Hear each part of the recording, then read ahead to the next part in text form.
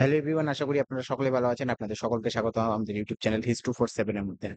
অনেকদিন ধরে আমরা দেশ বিদেশের কথা বলছি, বেসিক্যালি বিদেশের কথা বলছি। কিন্তু দেশের কথা বলা হচ্ছে না। দেশের কথা যেহেতু বলা হচ্ছে না, সুতরাং আজকে দেশের নিউজ নিয়ে আসা উচিত ছিল আমার। তো আজকে দেশের নিউজ নিয়ে কথা বলব।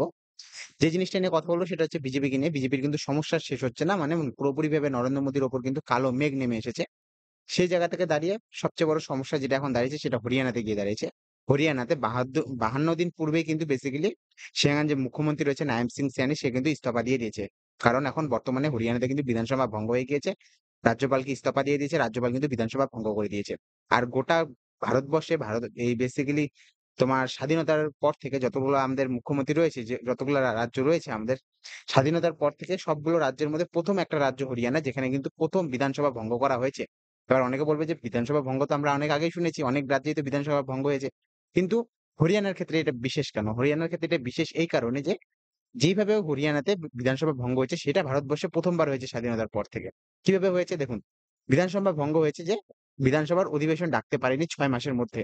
আমাদের দেশের মধ্যে একটা নিয়ম রয়েছে, আমাদের সংবিধানে একটা নিয়ম রয়েছে, আর্টিকেল 174 ক্লজ 1 এ কিন্তু একটা নিয়ম বলা রয়েছে। সেই নিয়মে রয়েছে যে কোনো একটা রাজ্যের বিধানসভা, দুটো বিধানসভা যে রয়েছে, একটা বিধানসভার পরে যে আরেকটা বিধানসভা হবে, তো দুটো বিধানসভার মাঝখানে কিন্তু কমপক্ষে 6 মাসের গ্যাপ থাকতে হবে।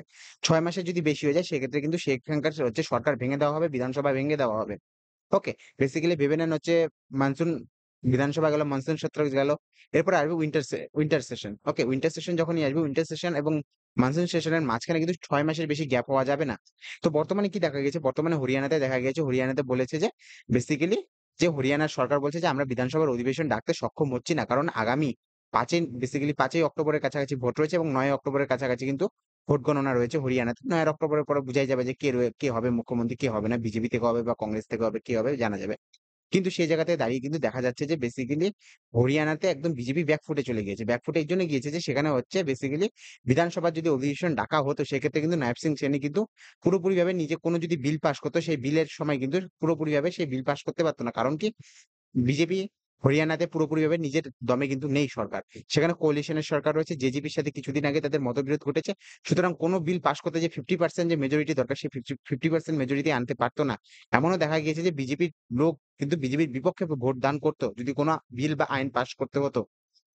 সেই জায়গা থেকে দাঁড়িয়ে কিন্তু যে সমস্যাটা দেখা যাচ্ছে সেটা কিন্তু খুবই মানে গুরুতর সমস্যা বিজেপির জন্য বেসিক্যালি। হ্যাঁ, এই জিনিস দেখতে পারবেন যে আপনার পাশের খবরগুলো রয়েছে, কারণ বর্তমানে কিন্তু 3টা রাজ্যের মধ্যে কিন্তু ভোট হবে। বেসিক্যালি জম্মু কাশ্মীরে ভোট হবে, হরিয়ানাতে ভোট হবে। এরপরে দেখা যাবে যে ছত্তিশগড়ের কাছাকাছি ভোট বেসিক্যালি হওয়ার চান্স রয়েছে ছত্তিশগড়ে। এরপরে যেখানে ভোট হবে সেটা হচ্ছে মহারাষ্ট্রতে ভোট হবে। 4টা অঞ্চলে ভোট হওয়ার কথা রয়েছে। প্রথমে দুটো হচ্ছে, তারপরে দুটো হবে।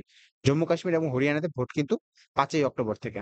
ওকে, চলো সেদিকে আমরা নজর রাখছি। কিন্তু এই যে আপনারা সাইডে দেখতে পারবেন যে হরিয়ানার কিন্তু বিধানসভা ভেঙে ফেলা হয়েছে। ওকে, ভেঙে ফেলা হয়েছে, নায়ব সিং সেনি ছিল। দেখুন, এবার হরিয়ানার কিছুটা পূর্বের দিকে যেতে হবে। হরিয়ানার পূর্বের মুখ্যমন্ত্রী ছিল বেসিক্যালি মনোহর লাল খট্টার। ওকে, মনোহর লাল খট্টারকে সরিয়ে কিন্তু নায়ব সিং সেনিকে মুখ্যমন্ত্রী করা হয়েছে। তিনি পুরোপুরিভাবে কিন্তু আগে থেকে মুখ্যমন্ত্রী ছিলেন না। তিনি বেসিক্যালি 1 বছর হয়নি তিনি মুখ্যমন্ত্রী পদে বসেছেন।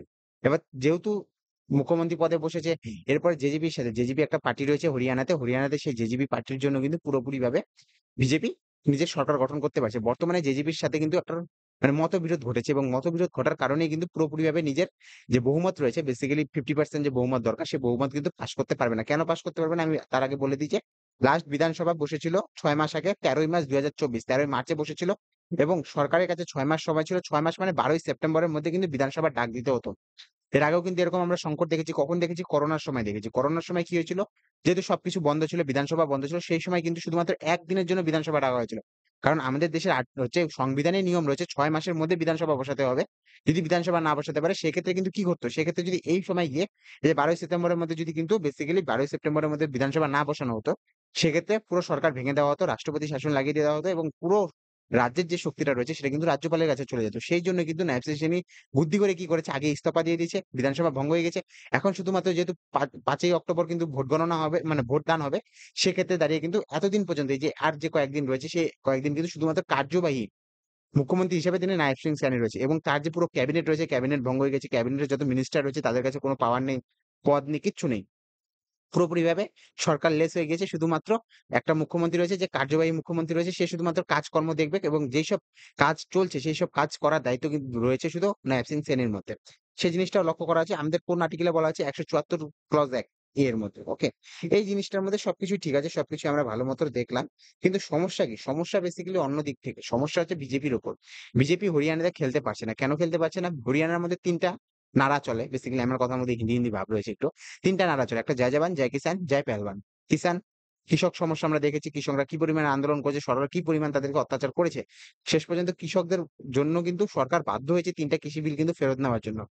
জয় জওয়ান, জয় কিষান হয়ে গেল, জয় জওয়ানে যায়। জয় জওয়ান গেলে অগ্নিবীর সমস্যা। অগ্নিবীর দ্বারা যে পরিমাণ যে রিক্রুটমেন্ট হওয়ার কথা ছিল, অগ্নিবীর নিয়ে কিন্তু কোন ছাত্র সমাজে কিন্তু মেনে নিতে পারছে না। যারা আর্মিতে যাওয়ার চেষ্টা করছে তারা কিন্তু কোনভাবে মেনে নিতে পারছে না যে আমরা কেন এই কয়েকদিনের জন্য, কয়েক বছরের জন্য শুধুমাত্র কেন আর্মিতে যাবো? আমাদের পার্মানেন্ট কেন করা হবে না? জয় জওয়ান কি নিয়ে জয় কিষানের সাথে কিন্তু জয় জওয়ান নিয়েও কিন্তু একটা সমস্যা রয়েছে সেখানে অগ্নিবীর সমস্যা নিয়ে। নেক্সট হচ্ছে জয় পেহেলবান। পেহেলবানের সাথে কি ঘটেছে আমরা দেখেছি। কারণ অলিম্পিক হোক কিংবা যেকোনো খেলাতে হোক প্রত্যেক সবথেকে বেশি কিন্তু অলিম্পিকের মতো জায়গাতে কিন্তু পদক নিয়ে আসে কে? হরিয়ানার মতো জায়গা। হরিয়ানা কিন্তু প্রত্যেকবার পদক কিন্তু সবচেয়ে বেশি নিয়ে আসে। সেই জায়গাতে দাঁড়িয়ে কিন্তু বজরং পুনিয়া, ভিনেশ ফোগাট, সাক্ষী মল্লিক ৩ জনকে কিন্তু কিভাবে হ্যারাসমেন্ট করা হয়েছে। তারা যে ব্রিজভূষণ শরণ Singh basically Indian wrestling federation যে রয়েছে, তার যে হেড রয়েছে ব্রিজভূষণ শরণ সিং যে হেড ছিল একসময়, এখন নেই। সে কিন্তু পুরো তার উপর এলিগেশন লাগা হয়েছিল যৌন নির্যাতিতার জন্য। যে লোকের উপর বেসিক্যালি যে খেলোয়াড়রা ছিল তাদের সাথে যৌন নির্যাতন করা হয়েছে। সেই জায়গা থেকে দাঁড়িয়ে কিন্তু একটা আন্দোলন গঠন করার চেষ্টা করেছিল বজরং পুনিয়া, সাক্ষী মল্লিক এরা অলিম্পিকে মেডেল জিতে এসেছে। সাক্ষী মল্লিক তো ব্রোঞ্জ মেডেল জিতেছে। সেই জায়গায় দাঁড়িয়ে কিন্তু সরকার তাদের কোনো পরিমাণে মানে সাহায্য করেনি। সেই জায়গা থেকে দাঁড়িয়ে কিন্তু হরিয়ানার মানুষের মধ্যে প্রচুর পরিমাণে একটা মানে সরকারের প্রতি ক্ষোভ সৃষ্টি হয়েছে। এমনকি বর্তমানে সরকারের জন্য যে বিজেপি যে বর্তমানে যে ক্যান্ডিডেট রয়েছে যারা ভোটে দাঁড়াবে তারা কিন্তু বিভিন্ন গ্রামে প্রচার করতে যেতে পারছে না। সেখান থেকে তাড়িয়ে দেওয়া হয়েছে। এমন গ্রামের মধ্যে বোর্ড লাগিয়ে রাখা হয়েছে যে যেখানে হচ্ছে বিজেপির কোনো কার্যকর্তা যদি আসে, সে কিন্তু তার নিজের জান-মালের সব দায়িত্ব কিন্তু তার। পুরোপুরিভাবে জিনিসপত্রের দায়িত্ব তার। কারণ কোনো যদি কোনো ভাঙচুর হয়ে যায়, কোনো কিছু হয়ে যায় তার জিনিসপত্রে, সে দায়িত্ব কিন্তু গ্রামবাসী নিবে না। এরকম পোস্টার লাগিয়ে রাখা হয়েছে। ৩য় যে জিনিসটা ফ্যাক্টর রয়েছে হরিয়ানা ইলেকশনের মধ্যে সেটা হচ্ছে জাট। ওকে? জাট ভোট যেটা রয়েছে প্রত্যেকবার মনে করা হয় যে হরিয়ানাতে জাটরা যাদের সাথে যায় সেই পার্টি কিন্তু সরকার গঠন করে। জাটরা যদি কংগ্রেসের ফেভারে কথা বলে সেক্ষেত্রে কিন্তু পুরোপুরিভাবে কংগ্রেস সরকার গঠন করে। যদি জাটরা বিজেপির পক্ষ থেকে কথা বলে সেক্ষেত্রে কিন্তু সরকার কিন্তু বিজেপি গঠন করে থাকে। বর্তমানে যেটা দেখা যাচ্ছে সেটা হচ্ছে জাটরা পুরোপুরিভাবে কিন্তু বিজেপির সাথে নেই। পুরোপুরিভাবে কংগ্রেসের সাথে চলে গেছে এবং যাদের মধ্যে অনেকে যারা কৃষক রয়েছে তারা কিন্তু কৃষক আন্দোলনের ফলে কিন্তু বিজেপি সরকারের সাথে পিছিয়ে গিয়েছে। এবং জেজেপি যে পার্টিটা রয়েছে, জেজেপি পার্টির জন্য কিন্তু আগেরবার কিন্তু সিট পেয়েছিল। ওকে, সরকার গঠন করতে পেরেছিল বিজেপি। সেই জায়গা থেকে দাঁড়িয়ে কিন্তু বর্তমানে দেখা যাচ্ছে যে জেজেপি পার্টিও নেই। জেজেপি পার্টি একসময় দেখা গিয়েছিল যে কৃষকদের বিরুদ্ধে কথা বলেছে। এর জন্য কিন্তু জেজেপি পার্টিও কিন্তু কৃষকদের ফেভারাইট হয়ে উঠতে পারছে না। তাই জন্য বলছি যে পুরোপুরিভাবে কালো মেঘ নামিয়ে পড়েছে নরেন্দ্র মোদির উপর। নরেন্দ্র মোদির জন্য এই জন্য বলছি যে প্রত্যেকটা যে সরকার বর্তমানে যে নরেন্দ্র মোদি রয়েছে, নরেন্দ্র মোদি সরকার কিন্তু ২৭২ এর মানে লক্ষ্যটা কিন্তু ছুঁতে পারেনি। ২৪০ এ আটকে গিয়েছে। আরো কিন্তু পুরোপুরি হবে ৩০, ৪০, ৫০, ৬০ ওকে? ৪০ থেকে ৫০, ৬০, ৭০ মানে পুরোপুরি ৩২ টা সিট দরকার। ৩২ টা সিটের জন্য কার উপর নির্ভর করে রয়েছে? নানির সরকারের উপর। নানি কাকে বলা হচ্ছে? নীতিশ এবং নাইডু। ওকে? নানির সরকার। ওকে? পুরোপুরি এবং নীতিশ এবং নাইডু কতদিন এই সরকারের সাথে থাকবে সেটা দেখার জন্য দেখতে হবে যে বর্তমানে যে বিধানসভা ইলেকশন গুলো রয়েছে সেই সময় জায়গাগুলোতে দেখতে হবে। যদি এইসব বিধানসভা এলাকাগুলোর মধ্যে যদি বিজেপি পুরোপুরিভাবে হেরে যায় সেক্ষেত্রে দেখা যাবে যে এই সরকার কিন্তু বেশিদিন চলতে পারবে না। বিজেপির আরো বেশি একটা সবচেয়ে বড় সমস্যা যেটা হলো সেটা হচ্ছে আরএসএস। আরএসএস কিন্তু কোনোভাবেই বিজেপিকে সাহায্য করছে না। কারণ আমরা দেখেছি লোকসভা ইলেকশনের সময় যে জেপি নাড্ডা কিভাবে বলেছিল। জেপি নাড্ডা বলেছিল যে বিজেপি এখন যথেষ্ট বড় পার্টি হয়ে গেছে। আরএসএস এর বিজেপির দরকার নেই। বিজেপির মধ্যে কিন্তু আরএসএস এর কোনো পরিমাণে মানে কার্যক্ষমতার দরকার নেই। বিজেপি নিজেই লড়তে পারে। সেই জায়গা থেকে দাঁড়িয়ে কিন্তু বিজেপির যে লোকজন রয়েছে, লোকজনের সাথে কিন্তু আরএসএস এর একটা সমস্যার সৃষ্টি হয়েছে এবং আরএসএস এর লোকজন বারবার বলছে যে বিজেপি যাতে বাইরের থেকে নিজের লোক না নেয়। অর্থাৎ বিজেপি যাদের উপর এলিগেশন লাগিয়েছিল ভোটের সময় যে এরা হচ্ছে ঘুষখোর, এরা এত টাকা খেয়েছে, এত টাকা খেয়েছে তাদেরকে কিন্তু বিজেপিকে নিতে হচ্ছে। তো সেই জায়গা থেকে দাঁড়িয়ে কিন্তু হরিয়ানা ইলেকশনে একটা সমস্যার সৃষ্টি হবে। এইজন্য দেখতে পারবেন যে আগেরবার যখন ইলেকশন হয়েছিল ২০১৯ সালে যখন ইলেকশন হয়েছিল বিধানসভা ইলেকশন, হরিয়ানা এবং মহারাষ্ট্রের ইলেকশন কিন্তু একসাথে হয়েছিল। এবার কিন্তু মহারাষ্ট্রের ইলেকশন একসাথে দেওয়া হয়নি। কারণ বিজেপি জানে যে এতগুলা ফ্রন্টে একসাথে আমরা লড়তে পারবো না। ওইজন্য কি হচ্ছে জম্মু কাশ্মীরে ১ম এ খেলা হচ্ছে। জম্মু কাশ্মীরে বিজেপির কোনো জায়গা নেই। জম্মু কাশ্মীর শুধুমাত্র অ্যালায়েন্স করে জেতার চেষ্টা করছে বিজেপি, কিন্তু জম্মু কাশ্মীরে বিজেপি জিততে পারবে না। এর জন্য শুধুমাত্র বিজেপি ফোকাস করছিল হরিয়ানাতে, কিন্তু হরিয়ানাতেও এবার বিজেপি জিততে পারবে না। পুরোপুরিভাবে কংগ্রেস আসতে চলেছে এবং সেটা একদম 100% কনফার্ম বলা হচ্ছে। 99% আমরা বলে রাখবো। 1% আমরা মেনে নিতে পারছি না। কিন্তু যখন মহারাষ্ট্রে যাবো, মহারাষ্ট্রে কিন্তু একটা গুটবাজি রয়েছে। মহারাষ্ট্রের পলিটিক্স নিয়ে এখন কথা বলব না। সেখানে শিবসেনাকে ভাঙা হয়েছে, বেসিক্যালি এনসিপি কে ভাঙা হয়েছে। অজিত পাওয়ারকে সাথে নেওয়া হয়েছে। সাথে দেখা যাচ্ছে একনাথ শিন্ডেকে সাথে নেওয়া হয়েছে। বিজেপি যাদের সাথ দিচ্ছে।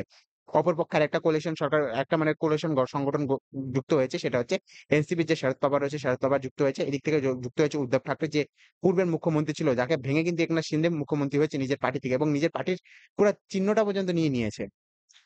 উদ্ধব ঠাকরে, শরদ পাওয়ার এবং কংগ্রেস ৩ জন মিলে কিন্তু একটা জোট হয়ে গেছে। পুরো ৩ টে দিনকে মানে 3 ভার্সেস 3 খেলা হবে একটা। সেই জায়গা থেকে দাঁড়িয়ে কিন্তু হরিয়ানাতে খুব সমস্যার সৃষ্টি হচ্ছে।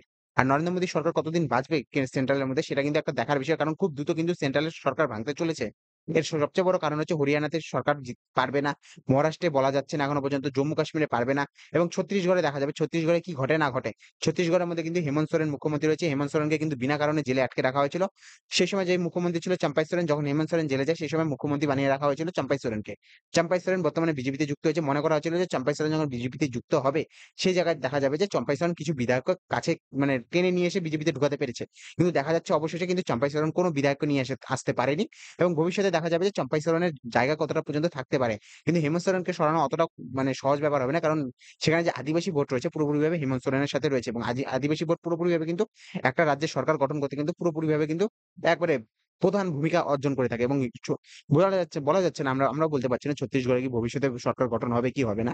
কিন্তু আমরা এতটুকু গ্যারান্টি যে হরিয়ানাতে সরকার গঠন হচ্ছে না পুরোপুরিভাবে। বিনেশ ফোগাট যে রয়েছে বিনেশ ফোগাটও ভোটে নেমেছে এবং সে কিন্তু কংগ্রেসের তরফ থেকে ভোটে নেমেছে। ভবিষ্যতে দেখা যাবে বিনেশ বগারা কতটা নিজের ইমোশনাল ইউজ করে।